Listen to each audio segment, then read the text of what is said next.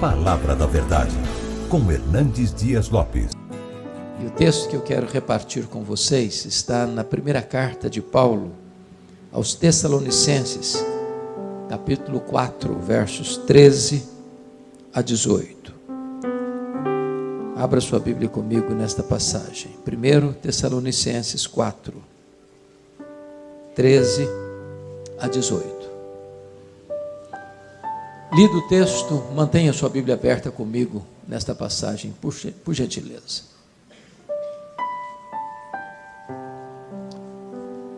Paulo escreve à igreja de Tessalônica assim: não queremos, porém, irmãos, que sejais ignorantes com respeito aos que dormem, para não vos entristecerdes como os demais que não têm esperança. Pois se cremos que Jesus morreu e ressuscitou, assim também Deus, mediante Jesus, trará em sua companhia os que dormem. Ora, ainda vos declaramos por palavra do Senhor isto: nós, os vivos, os que ficarmos até a vinda do Senhor, de modo algum precederemos os que dormem. Porquanto o Senhor mesmo, dada a sua palavra de ordem, ouvida a voz do arcanjo, e ressoada a trombeta de Deus, descerá dos céus, e os mortos em Cristo ressuscitarão primeiro. Depois nós, os vivos, os que ficarmos, seremos arrebatados juntamente com eles, entre nuvens, para o encontro do Senhor nos ares, e assim estaremos para sempre com o Senhor. Consolai-vos, pois, uns aos outros com estas palavras. Amém. Bom, Paulo era um teólogo e Paulo era um pastor. Paulo aproveitava os problemas que as igrejas locais que ele havia plantado enfrentavam para trazer bases doutrinárias sólidas para a igreja. Vocês bem sabem que Tessalônica era uma cidade grega. Tessalônica era a capital de uma província romana grega, a província da Macedônia. E o problema que está acontecendo aqui é que o pensamento secular, o pensamento do mundo, a cosmovisão que as pessoas tinham lá fora, estava entrando para dentro da igreja e formatando o pensamento da igreja. Em vez da igreja influenciar o mundo estava influenciando a igreja. O que está acontecendo aqui? Por que Paulo está escrevendo essa carta? O problema está aqui no verso de número 13. Olha o que ele diz: não queremos, porém, irmãos, que sejais ignorantes com respeito aos que dormem, para não vos entristecerdes como os demais que não têm esperança. É que os gregos tinham como pilar do seu pensamento o chamado dualismo. O que é isso? Para os gregos, a matéria que você pega, toca, tange, era essencialmente má. O espírito imaterial, espiritual, intangível, era para eles essencialmente bom. Em virtude disso, os gregos negavam a criação, a encarnação e a ressurreição. Na cabeça dos gregos, quando uma pessoa morria, a alma era liberta da prisão do corpo. O corpo era uma masmorra, um claustro. Então, morrer para eles era a libertação, que a alma saía dessa prisão. O corpo imaterial é mau, a alma imaterial é boa. Só que a alma boa vive numa prisão, numa masmorra, num cárcere chamado corpo. E na cabeça deles, quando alguém morria, era o auge, era a apoteose. Por quê? Porque a alma imaterial escapava, fugia, se libertava do corpo que é material e é mau em si mesmo. Com isso, quando alguém morria, era uma tristeza. A igreja ficava completamente isolada. Não tinha esperança. Não tem consolo. Porque o pensamento lá do mundo estava invadindo a igreja, afetando a igreja. E os crentes da igreja de Tessalônica não tinham conhecimento, eram ignorantes com respeito aos que dormem. Por isso não tinham consolo, não tinham esperança. Então vamos olhar o texto seguinte. Não queremos, porém, irmãos, que sejais ignorantes com respeito aos que dormem. Por que ele usa esta figura de linguagem para quem morre? Os que dormem. A pergunta é, o que é que dorme? O corpo ou a alma? Quando alguém morre. O que dorme? E a resposta óbvia é, o que dorme é o corpo. A alma não dorme. A alma não fica inconsciente. Quando um crente morre, o que acontece? A Bíblia diz que morrer, lá em 2 Coríntios 5,8, é deixar o corpo e habitar com o Senhor. Morrer, em Filipenses 1,23, é partir para estar com Cristo, o que é incomparavelmente melhor. Por exemplo, quando Jesus morreu na cruz, qual foi a sua última palavra na cruz? Pai, nas tuas mãos entrego o meu espírito.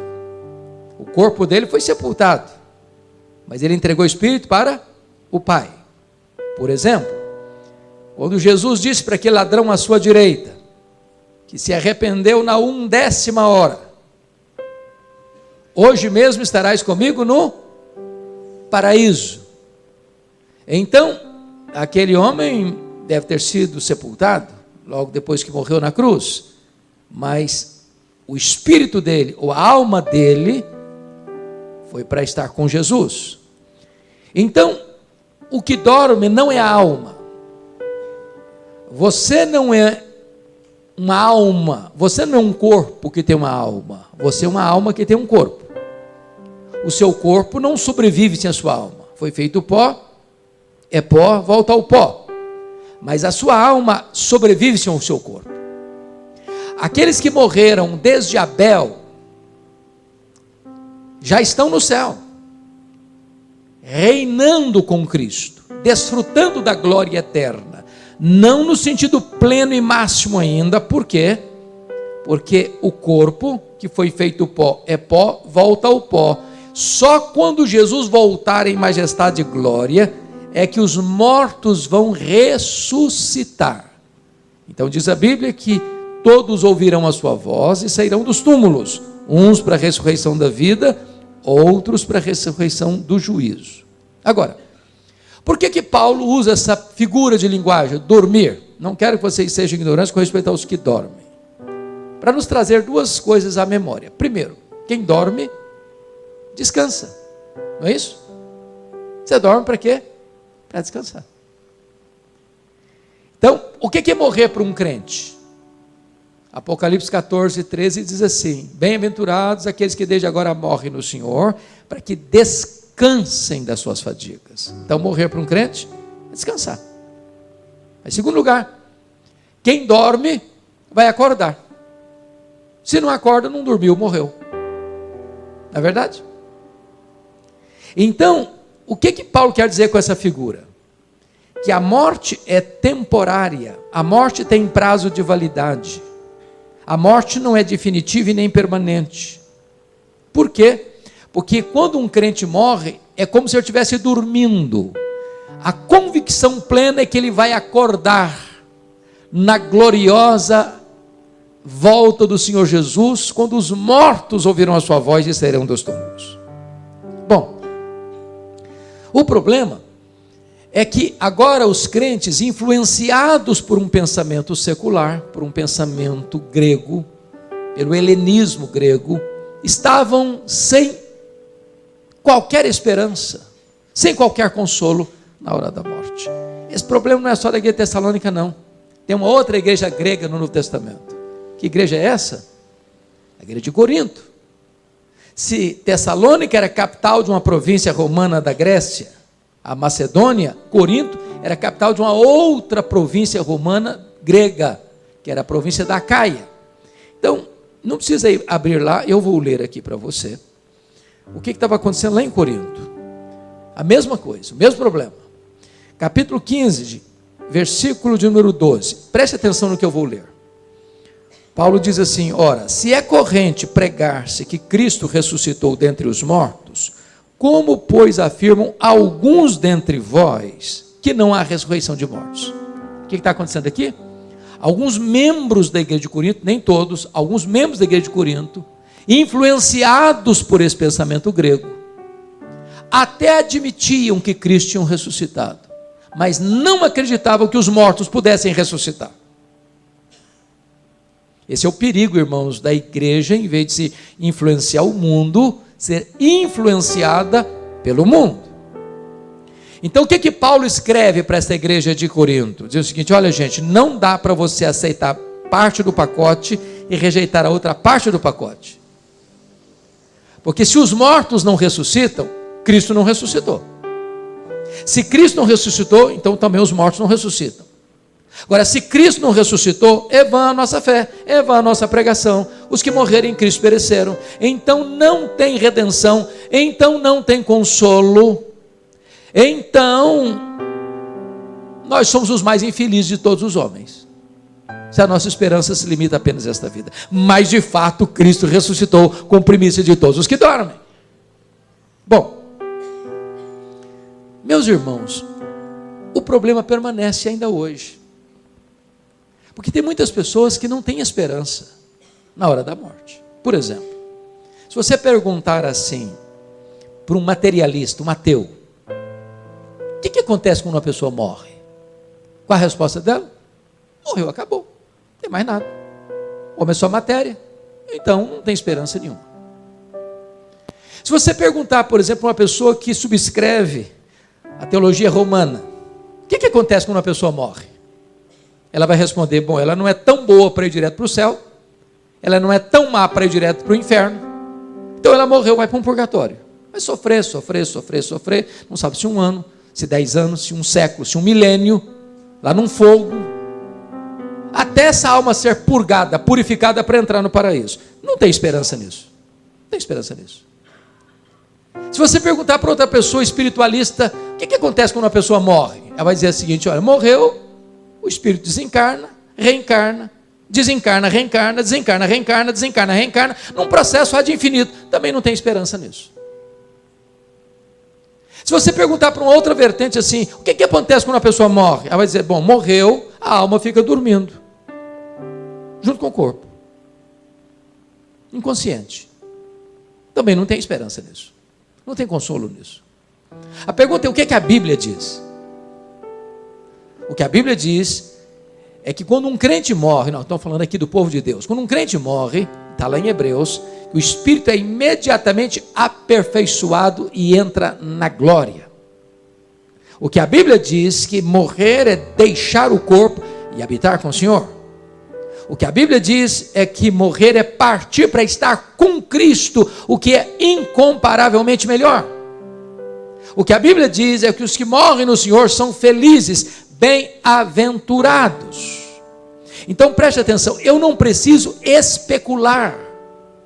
A primeira base da nossa esperança, eu quero chamar a sua atenção para isso, voltando lá para Tessalonicenses. A primeira base da nossa esperança está aí no versículo 15. Ora, ainda vos declaramos por palavra do Senhor isto. Ou seja, eu não preciso especular, eu tenho palavra de Deus sobre o assunto, eu tenho revelação de Deus sobre o tema, eu não preciso cogitar, eu não estou seguindo a corrente A, a corrente B, a corrente C, o que o teólogo A falou, o que o pensador cristão B disse. Não, Deus se revelou sobre o assunto, Deus tratou da matéria, a palavra dele traz para nós com clareza o que Deus diz sobre o assunto. É a revelação de Deus, essa é a nossa base. Não estamos especulando, não estamos cogitando. Bom, mas irmãos, eu sou pastor há 41 anos, e eu confesso, pastor Luciano, que a pergunta que eu mais escuto no meu ministério, durante os anos todos de pastorado, é: pastor, como é que vai ser no céu? Como é que vai ser? Por exemplo, nós vamos nos conhecer no céu?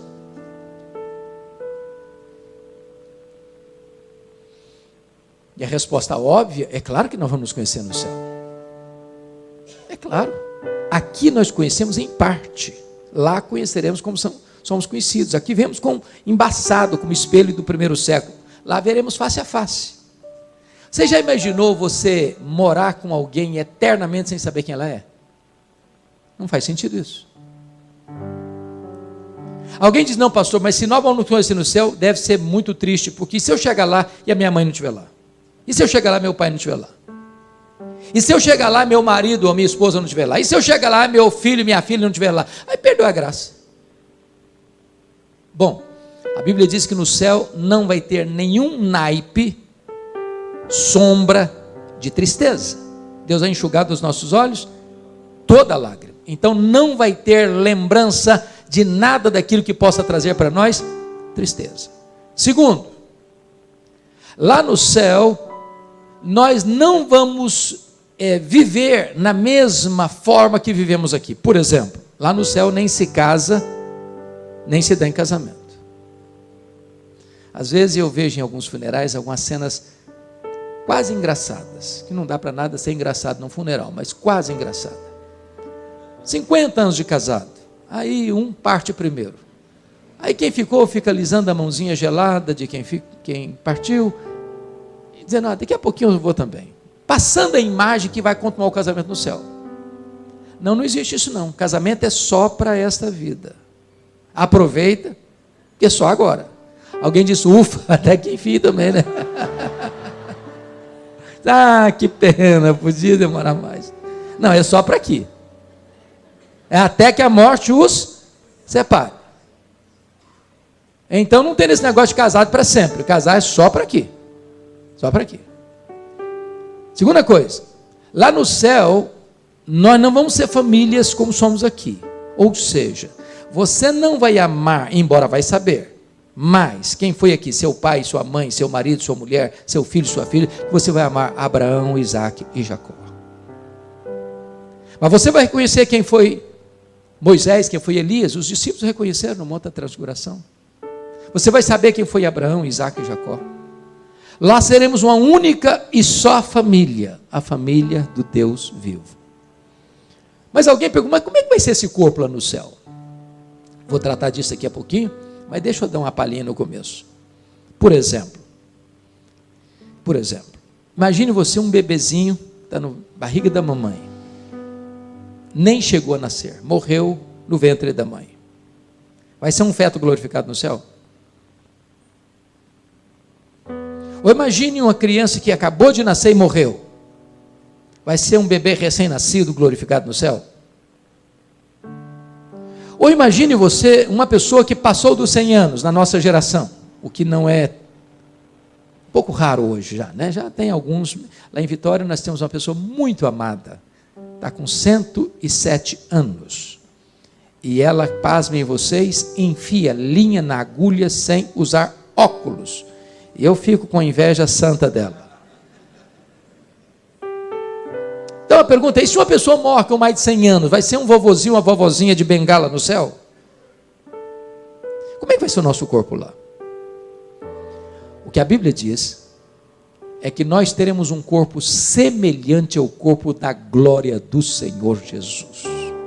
Todos vão ter um corpo perfeito, maduro, completo, semelhante ao corpo da glória do Senhor Jesus. Uma notícia boa para as meninas: o corpo da ressurreição não vai brigar nem com a balança, nem com o espelho. Coisa fantástica, não? Bom, qual é a base, irmãos? Qual é a base da nossa esperança? Qual é a âncora da esperança do nosso consolo? Primeiro, é que nós temos a revelação de Deus sobre isso. Eu não preciso ficar em dúvida, eu não preciso cogitar, eu não preciso especular, eu não preciso buscar a teoria A, a teoria B, a teoria C. Deus já falou sobre o assunto. Então, se Deus falou, está falado. Não se discute, obedeça, creia, aproprie-se, usufrua. Segundo pilar da nossa esperança, confira comigo, está no versículo 16. Porquanto o Senhor mesmo, dada a sua palavra de ordem, ouvida a voz do arcanjo e ressoada a trombeta de Deus, descerá dos céus.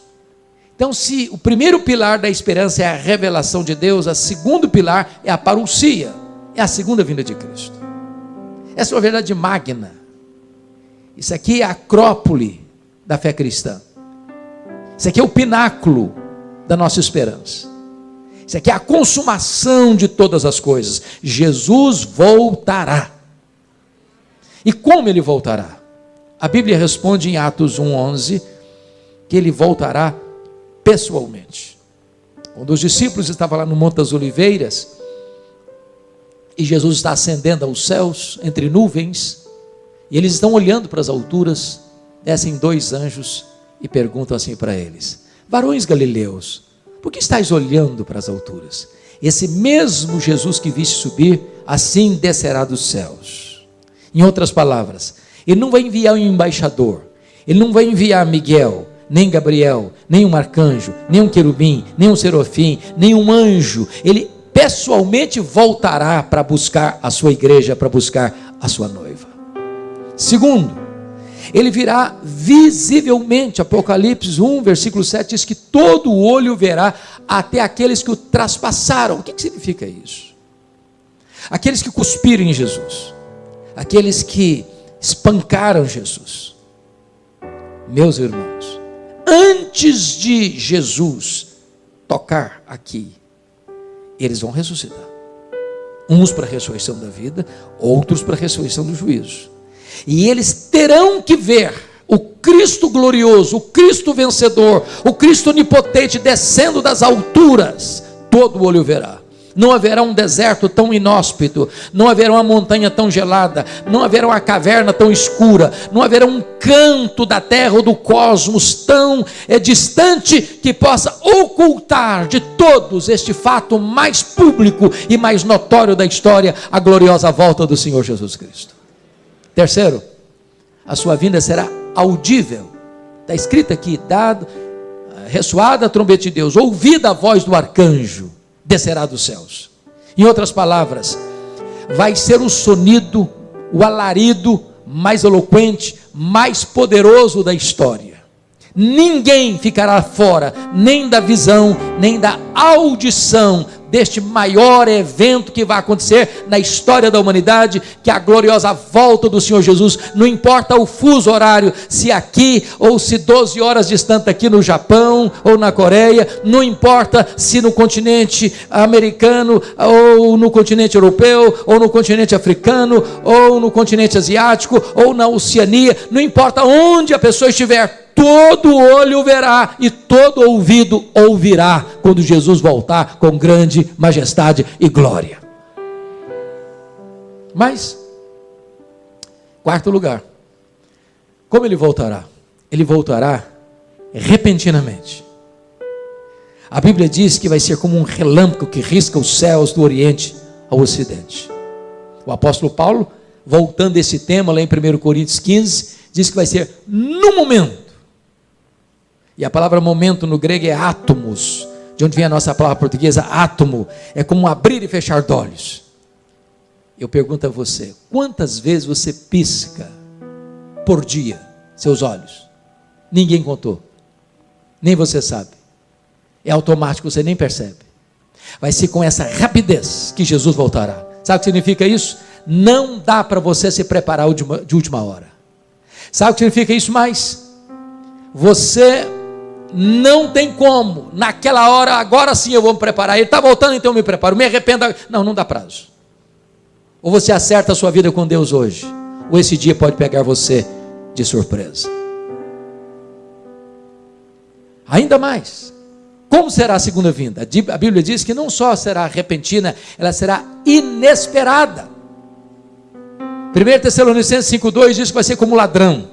Nenhum ladrão manda um WhatsApp para você, dizendo: ó, tal dia, prepara um cafezinho, um pãozinho de queijo, que eu estou chegando na sua casa. Ele chega sem você esperar. Não vai ser óbvio esse dia. Vai ser um dia como qualquer outro. Você vai levantar para ir para o trabalho, você vai levantar para levar filho para a escola, ou você vai levantar para viajar, ou você não vai levantar, você vai estar dormindo, ou você vai estar no meio da sua atividade. Vai ser assim, sem qualquer aspecto. Não é hoje, não, tem que ser hoje. Muita gente tentou fazer isso. Não, Jesus vai voltar no dia tal, e aí bota a roupa branca, sobe para um alto monte. Todos fracassaram e todos fracassarão se marcarem, porque esse dia está na agenda do Deus Pai, e só Ele conhece, e você e eu não sabemos, mas Ele voltará inesperadamente. Mas mais, 1 Tessalonicenses 5,3 diz que vai ser inescapável. Vai ser como uma mulher que está para dar luz. Não dá para cancelar essa agenda. Não dá para dizer, não, você está meio grávida. Não, você não está grávida. Não, ela está grávida. Tem um bebê na barriga dela. Não dá para cancelar essa agenda. Não dá para alterar essa agenda. Irmãos, o mundo tem tentado mudar essa agenda. Tem que dizer, não, ele não vai voltar. Aliás, esse antigo, lá em 2ª carta de Pedro, capítulo 3, as pessoas dizem, cadê a promessa da sua vida? Não volta nada, o mundo, desde que é mundo, nunca mudou nada. Mudou sim. Deus mandou o dilúvio, Deus mandou fogo para Sodoma e Gomorra, Deus puniu o mundo, Deus puniu Jerusalém, Deus puniu o Egito, Deus puniu a Babilônia. Deus está agindo na história e Ele voltará, e não tem como escapar. Não tem como escapar. Mas, finalmente, a segunda vinda será vitoriosa, gloriosa. A Bíblia diz que Ele vem com grande majestade e poder, e vai se assentar no trono, e vai julgar as nações, e vai colocar todos os inimigos debaixo dos seus pés. E diz Apocalipse que vai lançar no lago do fogo o anticristo, o falso profeta, o diabo, a morte, e todos aqueles cujos nomes não estão escritos no livro da vida. E então Ele vai entregar o reino ao Deus e Pai, e a sua vitória vai ser retumbante e completa, e nós reinaremos com Ele pelos séculos dos séculos. Amém. Essa é a nossa esperança, irmãos. Essa é a nossa convicção. Jesus vai voltar. A nossa pátria não é aqui. Nós nascemos de cima e nós iremos para cima. A nossa herança está lá, a nossa pátria está lá, a nossa casa permanente está lá, o nosso Deus está lá, e é para lá que você e eu iremos por toda a eternidade. Terceiro pilar da nossa esperança. Confira comigo o versículo 16, a parte B. E os mortos em Cristo ressuscitarão primeiro. Então, primeiro é a revelação, segundo é a parousia, terceiro é a ressurreição. Meus irmãos, a grande pergunta então, voltando, é: como é que será esse corpo da ressurreição? Porque notem vocês aqui, por favor, prestem atenção nisso. E os mortos em Cristo restarão primeiro. Primeiro em relação a quem? Há uma vertente teológica que diz que é primeiro em relação aos outros mortos não crentes. Não é isso que Paulo está falando aqui. É só ler o texto. E os mortos em Cristo restarão primeiro. Depois nós, os vivos, os que ficarmos, seremos arrebatados. Ou seja, é primeiro em relação aos vivos serem transformados, e não primeiro em relação a outros mortos que ressuscitarem em outro tempo. Não, a ressurreição dar-se-á no momento. Todos ouvirão sua voz e sairão dos túmulos. Uns para a ressurreição da vida, outros para a ressurreição do juízo. Então, primeiro ponto que eu quero dizer aqui. Não tem prejuízo nenhum para um crente que morre no Senhor. Por quê? Primeiro, ele já começa a desfrutar o céu. Segundo, quando Jesus voltar, a prioridade não é os vivos que estiverem serem transformados. A prioridade é os que morreram vão ressuscitar primeiro. Só depois os vivos vão ser transformados. Então não tem motivo para um crente ficar desesperado, sem esperança, ou triste, como os demais que não têm esperança. Quem morre no Senhor já vai para o céu primeiro. Quem morre no Senhor ressuscita antes dos vivos serem transformados. Então vamos entender isso aqui. Quando Jesus voltar, Ele vem com todos aqueles desde Abel que já estão lá com Ele. Esta alma glorificada volta com Ele entre nuvens com grande poder e majestade. E então aquele corpo que estava no pó é pó e voltou ao pó. Ao ouvir a voz do arcanjo, ressoada a trombeta de Deus, ouvindo a voz dele, ressurge dos mortos, com um corpo, diz a Bíblia, imortal, incorruptível, poderoso, glorioso, espiritual, celestial, semelhante ao corpo da glória do Senhor Jesus. E este corpo glorificado então sobe e encontra com aquela alma que desceu, e agora sim se junta o corpo e a alma glorificado, e assim plenamente glorificado estaremos para sempre com o Senhor. A pergunta é: como é que vai ser esse corpo. Vamos para 1 Coríntios 15, porque lá Paulo responde isso de maneira linda e brilhante. Abra lá comigo, depois a gente volta para cá para encerrar. 1 Coríntios 15. Essa pergunta foi feita para Paulo, já lá no primeiro século. Versículo 35, olha aí. 1 Coríntios 15, 35. Mas alguém dirá: como ressuscitam os mortos? Em que corpo vêm? Essa foi a pergunta, é a pergunta de hoje. É a pergunta que eu mais escuto ainda hoje. Como é que vai ser esse corpo? Paulo responde essa pergunta usando 3 figuras, 3 metáforas.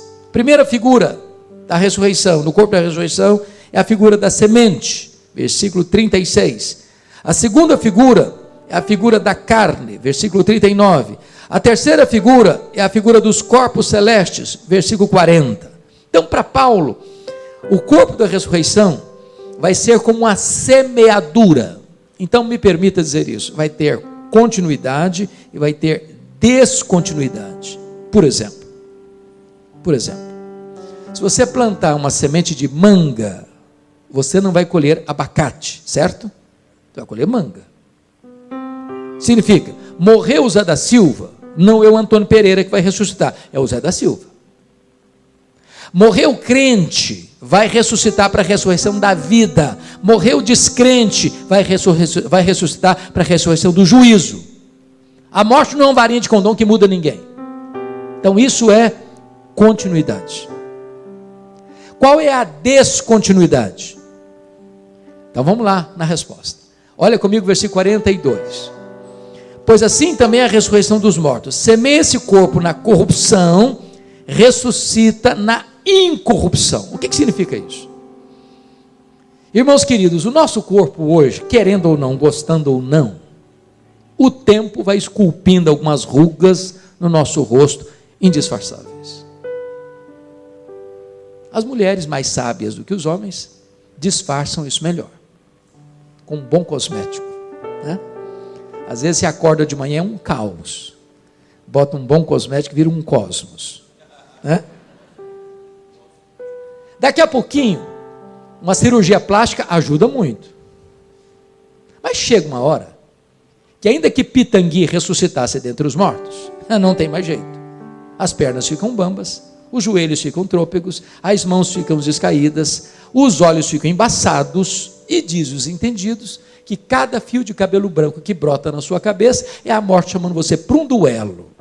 Eu acho até um exército acampado ao meu redor. Nós estamos encrencados.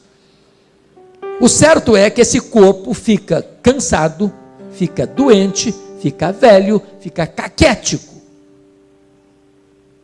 E quando você joga esse corpo como uma semente na sepultura, esse corpo está corrompido pelo tempo, pela doença, pela fraqueza. Mas o corpo que vai ressuscitar é um corpo incorruptível. Sabe o que significa isso? Ele não fica velho, ele não fica doente, ele não fica cansado, ele não tem estresse, ele não tem depressão, ele não tem enfermidade. Ele é um corpo perfeito, eternamente perfeito. Louvado seja Deus. Esse é o corpo da ressurreição. Segundo, olha o 42 comigo. Está escrito o seguinte: semeia-se na desonra ou em desonra, ressuscita-se em glória. Bom, os pastores que estão aqui presentes, que lidam com mais frequências com esse assunto, nas visitas pastorais aos hospitais, muitas vezes a gente vai visitar uma pessoa e ela está lá machucada pela doença há anos. Eu tive uma ovelha, pastor Luciano, ficou 14 anos em coma. 14 anos. Às vezes eu já visitei ovelhinhas queridas, que a doença foi tão grave, foi tão séria, que a pessoa foi encolhendo, e o corpo ficou murcho, pele e osso. Quando você lança essa semente na sepultura, o corpo está desonrado, pela doença, pela fraqueza, pela dor. Mas diz a Bíblia que o corpo que vai levantar daí é um corpo glorioso. A Bíblia chega a dizer que vai brilhar como o sol no seu fulgor. tanto é fato que quando Jesus apresentou-se a João, seu discípulo mais próximo, lá em Pátimos, o rosto de Jesus, o cabelo dele era branco como a neve, os olhos como chamas de fogo. A Bíblia diz que os pés eram como bronze polido, as mãos sustentavam a igreja, a voz era como voz de muitas águas, o rosto dele brilhava como o sol no seu fulgor, e João caiu como morto aos seus pés. Tamanha glória, o fulgor do corpo glorioso do Senhor Jesus, pois este é o corpo que você e eu teremos na ressurreição. Mas olha o versículo 43, semeia-se em fraqueza, ressuscita-se em poder. Irmãos, o nosso corpo é muito fraco. Pense comigo numa coisa, pense nos animais. Você pega um bezerro, nasce lá no campo, ele nasce meio tronchozinho, tem meio trôpegozinho, daqui a pouquinho já se apruma, daqui a pouquinho já está mamando, daqui a pouquinho já está correndo. Assim acontece com os outros animais. Uma criança, um bebezinho nasce, gente, ele é 100% vulnerável no primeiro dia, ele é 100% vulnerável no primeiro mês, ele é 100% vulnerável no primeiro ano, e é assim. Daqui a pouquinho ele apruma, cresce, vira um adolescente forte, vira um jovem musculoso, ele corre, ele briga, ele luta, ele tem força, ele tem ânimo. Daqui a pouquinho a força vai caindo, daqui a pouquinho vai diminuindo, daqui a pouquinho o cabelo vai ficando branco, daqui a pouquinho a cabeça manda, o corpo não obedece, daqui a pouquinho está andando rápido, mas não anda mais tanto rápido, já começa a andar ralentando a mente, já começa a usar uma muleta, já começa a usar uma cadeira de roda, daqui a pouquinho começa a usar uma maca, fraco. Mas o corpo que vai ressuscitar é um corpo poderoso. Sabe o que significa isso? Jesus com o corpo de glória, ele entrava numa casa com a porta fechada sem abrir a porta.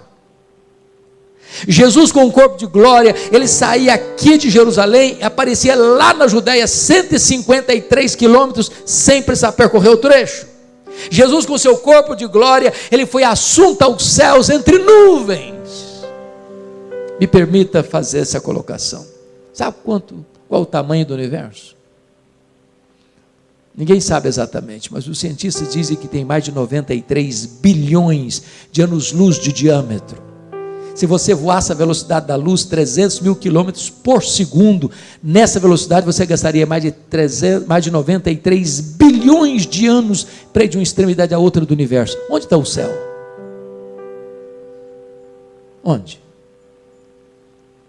Se Jesus voltou para o céu na velocidade da luz, 300 mil quilômetros por segundo, depois de 2000 anos ele está logo ali na esquina ainda.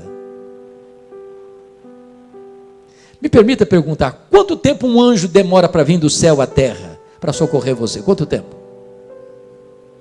Está lá de Deus? Qual a distância do céu à terra? O que significa isso? Significa que esse corpo de glória que nós teremos, poderoso, não estará sujeito às limitações das mesmas leis que nos governam agora. Você e eu habitaremos novos céus e nova terra, e nós descortinaremos todo o cosmos restaurado de Deus no nosso corpo de ressurreição. Vai ser um corpo poderoso, louvado seja Deus. Me permita dizer outra coisa. Se você não gosta de trabalhar, você está encrencado, porque lá no céu nós vamos trabalhar, sabia disso? Seus servos o servirão. O que me impressiona é que Albert Einstein disse que nesse corpo fraco, que fica caquético, nós não usamos sequer 10% do nosso potencial, já fazemos coisas tão fantásticas. Agora, você já pensou o que você não pode fazer num corpo 100% turbinado pela glória de Deus? Que não fica doente, que não fica cansado, que não tem defeito físico, que não tem limitação? Nós vamos servi-lo e nós vamos explorar todo esse cosmos restaurado de Deus para servir o Rei da Glória. Vai ser assim o corpo da ressurreição.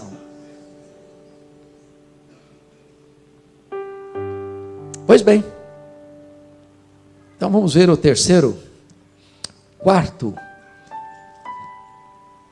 pilar da nossa esperança. Olha lá comigo.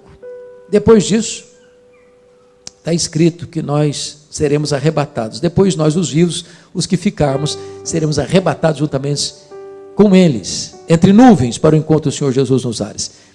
Então, primeiro é a revelação, segundo a parousia, quarto, terceiro, revelação, parousia, ressurreição, arrebatamento, em quarto lugar. Eu preciso reconhecer que muita gente hoje pensa que arrebatamento vai ser um estágio anterior à segunda vinda. Como se tivesse um arrebatamento secreto hoje, e depois vem uma grande tribulação, e depois, então Jesus volta visivelmente. Não é disso que Paulo está tratando aqui. Não é disso. O que Paulo está tratando aqui é outra coisa.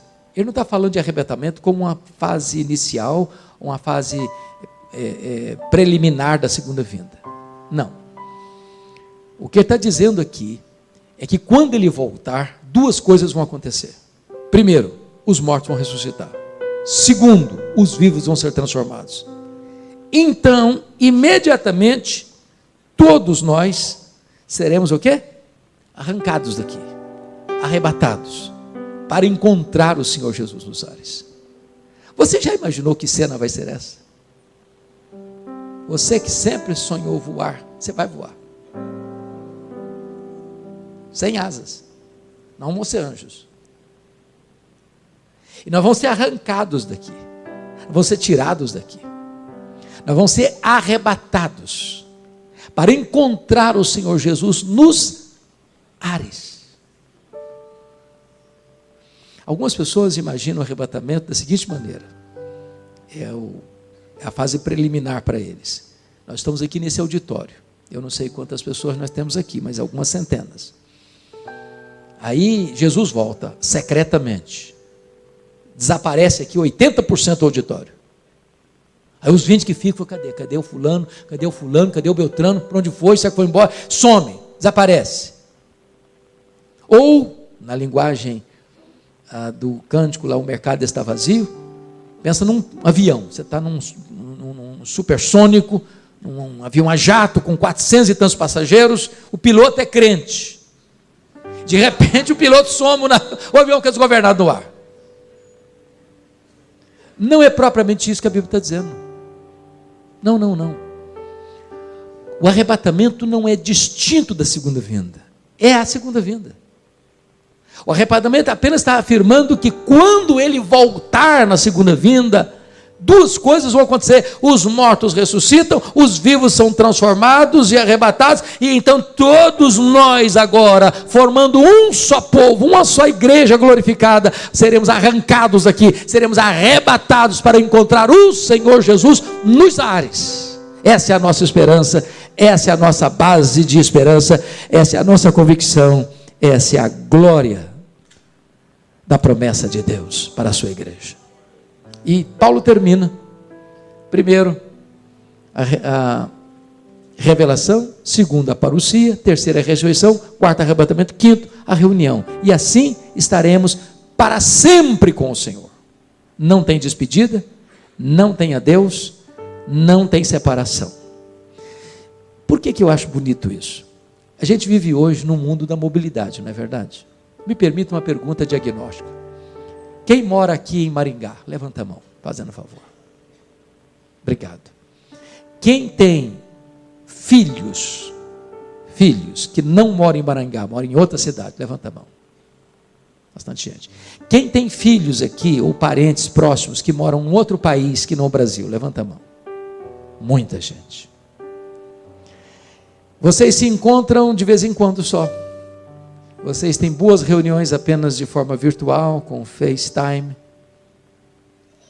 Vocês sentem saudade, não é verdade? Quando nós formos juntos para o céu, não vai ter mais saudade. Não vai ter morando alguém aqui, outro ali, outro lá. Nós estaremos para sempre com o Senhor. Não tem adeus, não tem despedida, não tem tristeza, não tem choro de saudade. Nós estaremos para sempre com o Senhor. Nós veremos a face de Jesus, nós serviremos a Jesus, nós reinaremos com Jesus, nós usufruiremos a glória de Jesus, nós conheceremos mais e mais e mais e mais, sem nunca esgotar o conhecimento de Jesus, e nós estaremos para sempre, onde não tem choro, onde não tem lágrima, onde não tem dor, onde não tem luto, onde a morte já não mais existirá. Esta é a convicção do cristão, esta é a palavra de Deus para você, este é o consolo que Deus traz para a sua igreja. Como é que Paulo começou esse texto? Eu não quero, meus irmãos, que vocês vivam como aqueles que ignoram, que não sabem, que são ignorantes a respeito daqueles que dormem, para vocês não viverem como aqueles que também não têm esperança. Como é que ele termina o texto? Versículo 18: consolai-vos, pois, uns aos outros, com essas palavras. Eu acho isso tão bonito, porque Paulo está sendo teólogo, Paulo está sendo pastor. Em vez de o povo de Deus ficar sem conhecimento e sem esperança, o povo de Deus recebe consolo, e o povo de Deus se transforma em instrumentos de consolação. O mundo está muito machucado, as pessoas estão muito feridas, as pessoas estão muito desesperadas. E sabe, irmãos, não há consolo nem esperança fora do Evangelho. Não há esperança fora de Cristo. Não há esperança fora das promessas da palavra de Deus. Esta igreja é um povo que conhece. Esta igreja é um povo que tem esperança. Esta igreja é um povo de gente consolada. Esta igreja é um povo que há de ser usada nas mãos de Deus como um grande instrumento de consolação em Maringá, em Paraná e no Brasil e mundo afora entre as nações. Que Deus abençoe vocês, em nome de Jesus.